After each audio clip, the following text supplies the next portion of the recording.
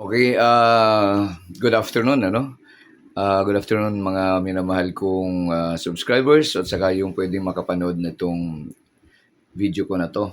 So, bale nanood lang ako sa YouTube ano na ang ang ganda ng ina-upload ni, vlogger Unico, eh, 'no, Unico. So, ipapakita ko sa inyo yung, konting kinuha niya sa may Cagayan.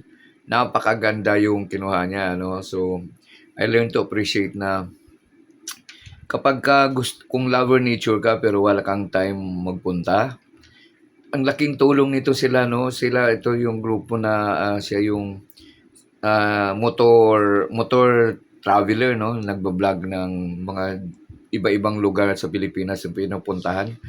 I strongly,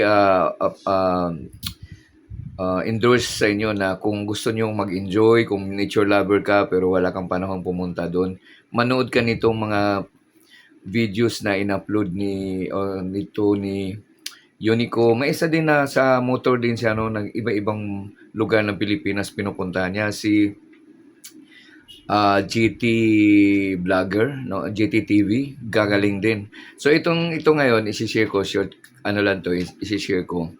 Itong, video na isa lang pero ang dami niyang in-upload nung pero ito lang muna ang isi-share ko para di man baka sakaling di ma-copyright ano. Okay, so isi-share ko sa'yo, napakaganda. Hagdan-hagdan na mga waterfalls, tapos grabe yung kulay ng tubig, asul na asul.